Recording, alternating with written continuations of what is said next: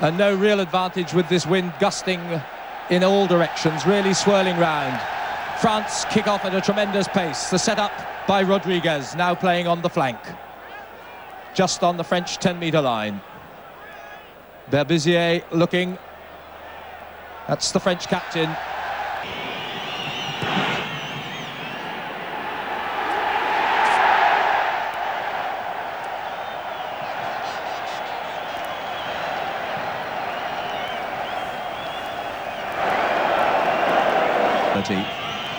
Has to wait though as the gusting winds roll the ball over. Up comes Brian Moore in the old-fashioned way of assisting to keep the ball upright. Hodgkinson, and his early fifth penalty goal for England, giving them that 3-point lead. Now with 9 minutes gone, this could make it 6. Off the post, bouncing in the middle as Guscott wants to make it 6-0. And again, the tension mounts as the ball is blown over and Moore comes up to hold it.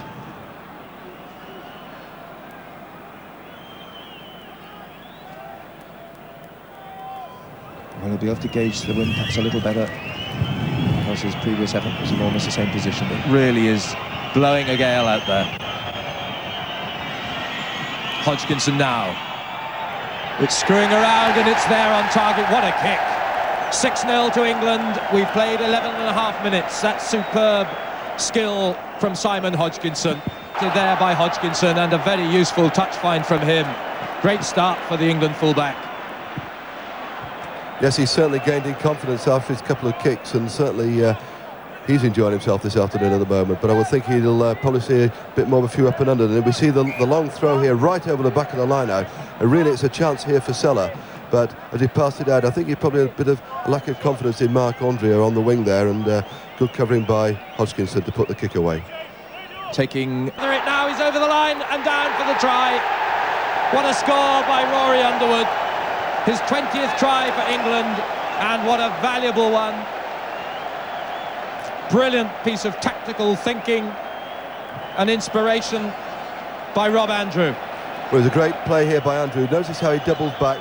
You notice that Serge Blanco is out of position and he just chips it over the defenders. They've got to turn, and you can't afford to give Underwood a couple of yards start. And just noted the ball quite nicely here, just stops for him, and all he's got to do is pick up and go over. A good play by Rob Andrew to create that score.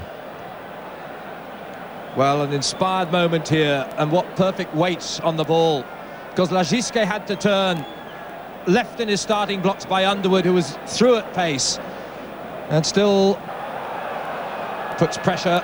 France do not like the high balls coming down on them. That's on their 22.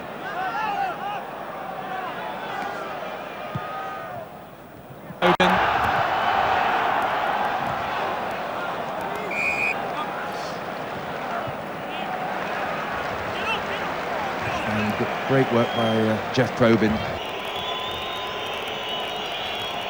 Well, this would be a great strike before half-time if he can get it. Hodgkinson has. Perfect timing for England. It takes them 13 points clear.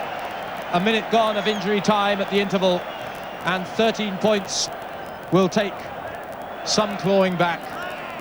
So coolly done, and how well judged in these conditions. Hodgkinson with his third penalty goal, and England are right on target.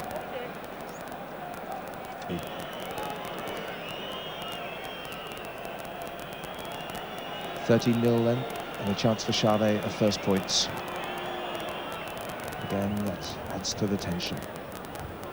Champ comes across.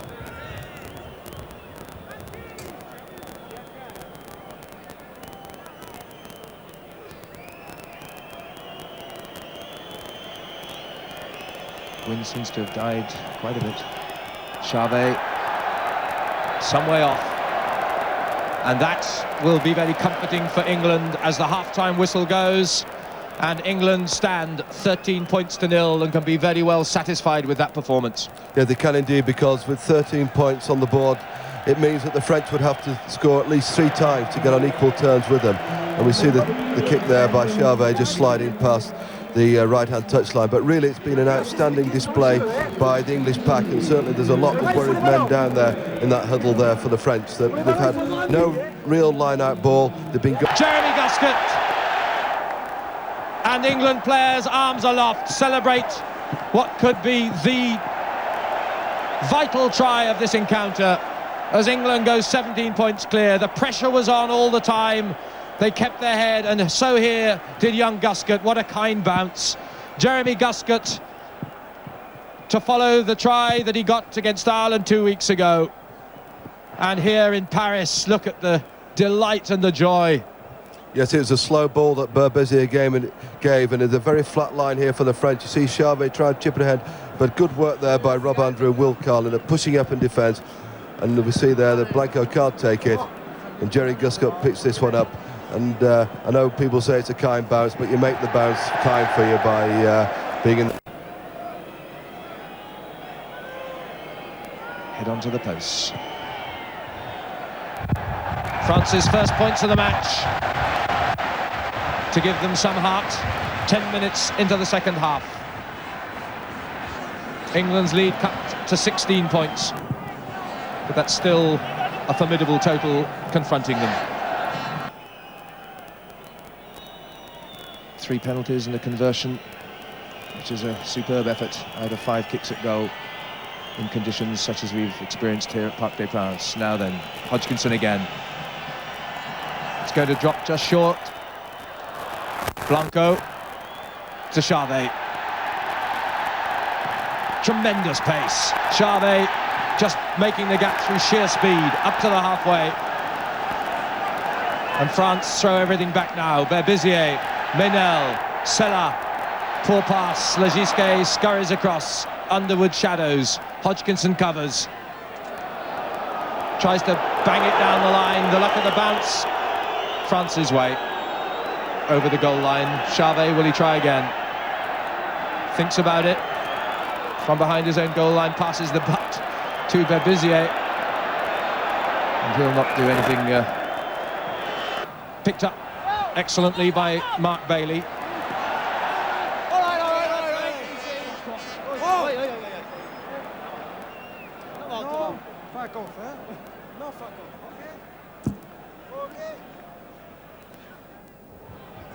And the referee, I think, will have to keep the occasional glance over his shoulder. Seemed to be a bit of jiggery-pokery going on between the two hookers. So Berbizier throws. Falls to Winterbottom. Sella. Menel going for the loop. But Sella has broken the tackle. 10 metres out. France looking a little leaden-footed getting across. Finally, it's Devergie on the follow-up. But England looking fitter, stronger, but France come again. Charvet, Andrea cutting back inside. Still more England forwards there. Rodriguez drives though, tries to roll it round. That's right on the England line. Owen Doyle says 5 metre scrum. Go for the second surge, but checked by England. Berbizier away, but whistle had already gone, and France will get the put in again. Berbizier this time. Menel, dummies to Sella. Legisquet in from the blindside wing. And still the cover defence is there, the forward strength. The Bayonne Express. Legisquet pulls one back for France. With about 13 minutes to go. Orthodox and efficient, and the talent of the backs to the fore. A try that keeps some hopes alive for France.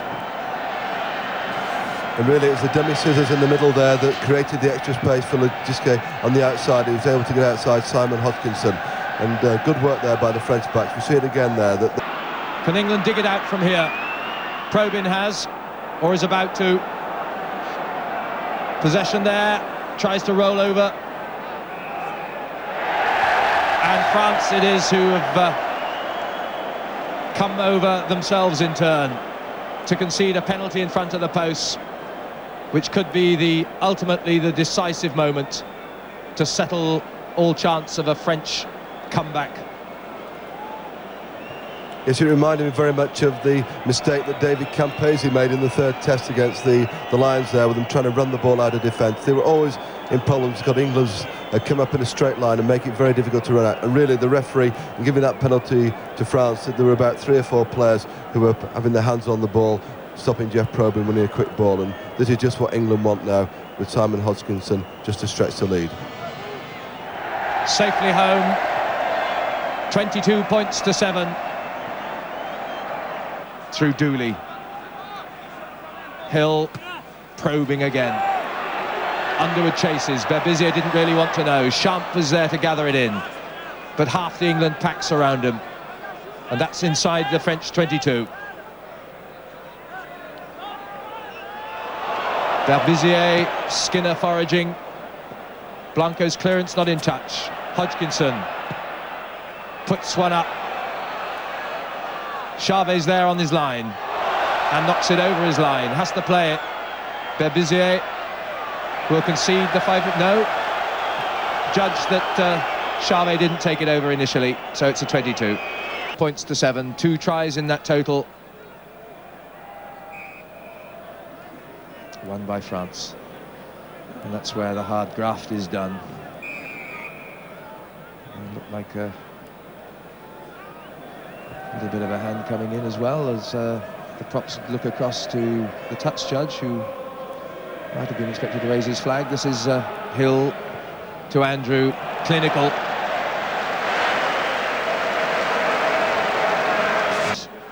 Parc des Princes as the forwards take it on again and drive.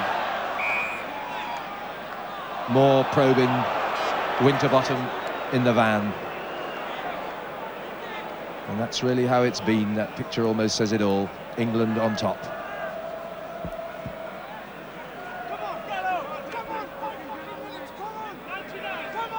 Eric Champ.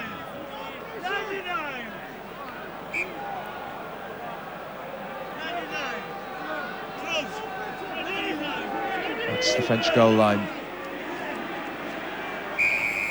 More than 90 degrees round. Bailey for the corner. Blanco bounces in turn.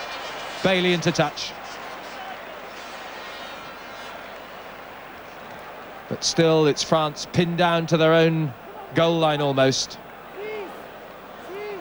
Lucky, I think, to get away without being penalised for a knock-on there. Bailey here. Only Blanco left to save the day. France have line-out ball.